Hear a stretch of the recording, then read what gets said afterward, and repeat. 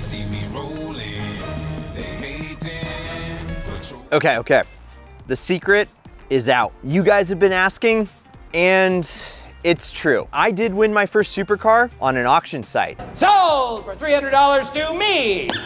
Actually, on a fellow YouTuber's auction site. Before I get started, be sure to check out Cars and Which, this was the first time I ever bought a car on auction, and it was actually kind of a painful process, unfortunately. So, I just wanna share with you the final moments of the auction and how I ultimately won this wide-body Audi R8, Mr.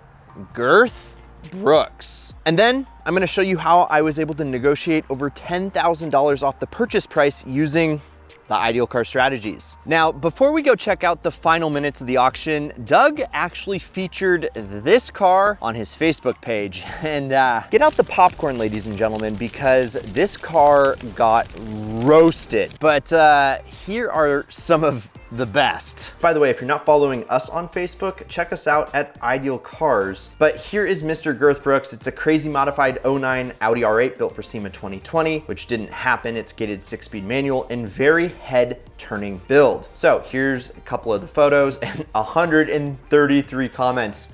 Let's check out some of the best. Rahul says, given everything I've read about SEMA builds, quote unquote, their rush timelines and shoddy craftsmanship, this is concerning to say the least. Gotta love the gated manual though. Yeah, you do. Colin says, for the sake of cars and bids, please be careful with this vehicle. SEMA builds are always rushed and always full of issues and just poor craftsmanship. Spoken like he knows what he's talking about, unfortunately. George says, psh, it's so modified, depreciated, I'd give it 5,000 bucks. Man. Not a bad offer. Timothy says it doubles as a giant dust buster. Oh, I love it. And David says it looks like a rust bucket. I think that's because of the wrap. Adam says SEMA build equals bagged and wrapped a week before the show, which I don't think he was wrong. And John says, according to Doug DeMiro's last video, this car should be worth 50 cents and the seller should sell all of his customizations separately. Which honestly, Doug, you're not wrong. And if you wanna see my take on how much was put into this Audi R8 financially, and then how much I paid for it, and how much those mods were actually worth, you can definitely go check out this video. Let's check out a couple more comments though. These are only getting better. Mike says, I didn't know SEMA people knew how to drive stick. Neat. Yeah, I'm still learning. Tom says, I like the R8 and I like SEMA, but this, oh boy. And DP says, when you say head turning, Doug, are they turning away?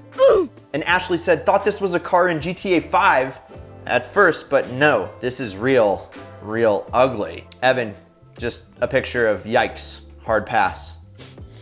Mark says, those wheels belong on a 97 Jetta, not an R8. Yeah, maybe I agree. The best I can do is 20 bucks. Oh geez, it's only getting better, come on. So as you can tell, the majority of people were not huge fans of Girth Brooks, but that only made me more interested in it, honestly. So let's now watch the final minutes of the auction and how it all played out. All right, 27 seconds left. 17 seconds left. 14, 13. Oh. All right. Man, I could taste it. Got so close. I wonder if 65 grand is his reserve. Got down to 10. I know. I was like, cool as shit, we just bought a car. I know. 20 seconds. Come on. Come on. Oh, it's moving faster this time, it looks like. 12, 11, 10, 9, 8, 7, 6, 5, 4, 3. Are you kidding me? 3 seconds. I'll let it get down to like 27 seconds.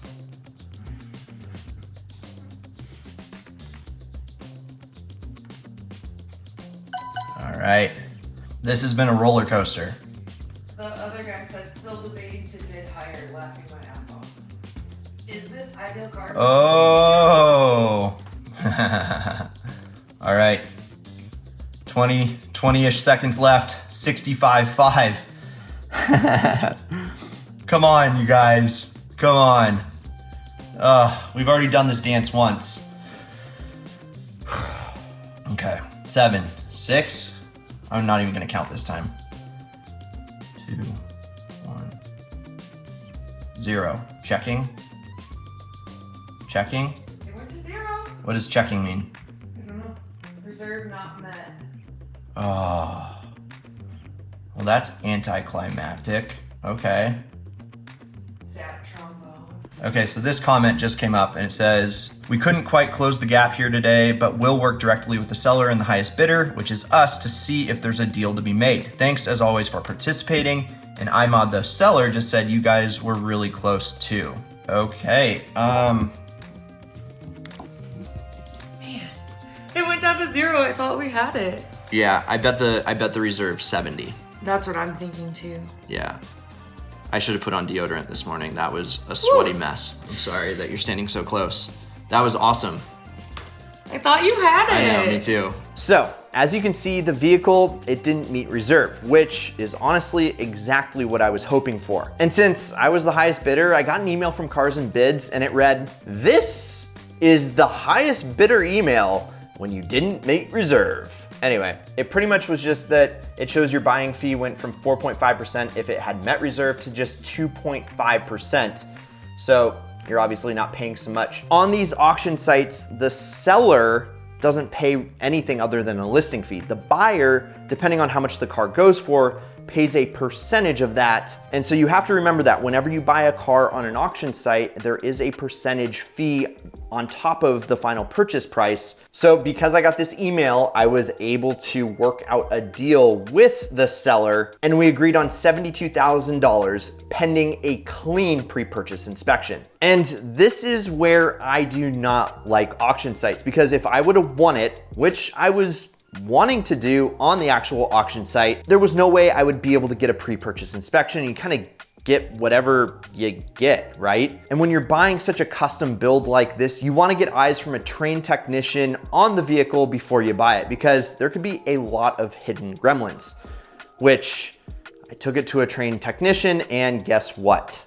There was over $10,000 worth of issues, and like major issues, like misfires in the cylinders, vacuum leaks, the air suspension had a leak in it. There was 5 different lights on the dash. And the body kit, the fit was good, but it wasn't great. Now, none of that was really talked about in the actual auction. And that's where I'm very wary of ever buying a vehicle on an auction site, because, well, it's really hard to get an inspection before the auction is done. And then if you do and you end up not buying the vehicle, well, you're out a few $100. And how many times do you really want to do that? That's why I like buying private party or from dealerships way more. And I really lucked out, because if I hadn't got that inspection and the car had met reserve, well, then I would have been out about 10 grand. But luckily, I got that done before we ended up negotiating the final price, which I got the car for $62,180. Now, I did pay Daddy Doug and the Cars and Bid site $1,800 for hosting the auction and facilitating the deal, which is that 2.5% of the $72,000 that we agreed on.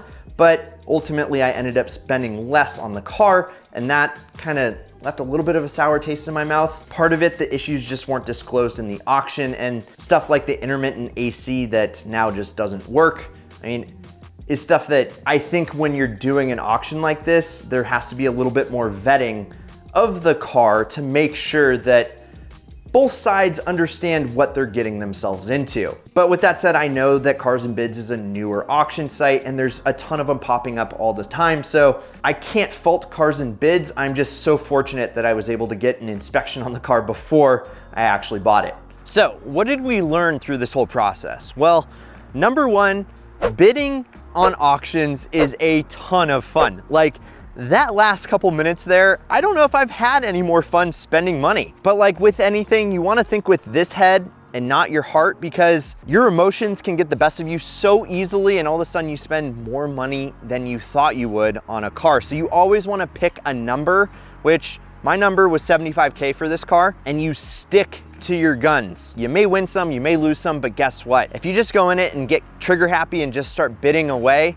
you're gonna end up with buyer's remorse. And two, I also don't think that you can discount the power of an auction when you're selling a car. That emotion, that final 30 seconds, it gets the best of most of us. Well, mere mortals, at least. And the thing about it is that people will overpay for something if they think that they can't get it somewhere else. And when it's something that's a one-off piece like Girth Brooks, which is a wide body, airbagged supercar, I'm super lucky that there wasn't another guy out there that wanted it more than me. And I think more than anything, anytime you're buying something sight unseen online, you have to be weary. You can't just jump into it head first and expect to get a good deal. Every once in a while you will, but this car shows that, well, sometimes or most of the time people are trying to hide something, and well, you know, someone always wins and someone always loses.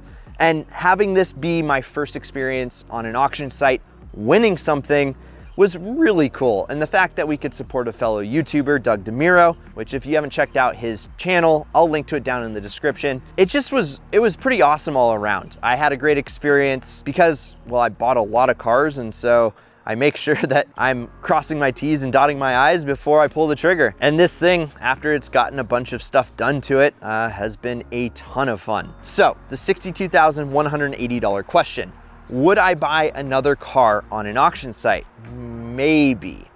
I would definitely sell one on an auction site. I would make sure that it had been gone through with a trained technician's eye and made sure that everything was up to snuff for the next seller. But buying another one, for now, I'll pass. I'll use something like classic.com that aggregates all the different auction listings and sold listings and shows you the different prices that those cars went for.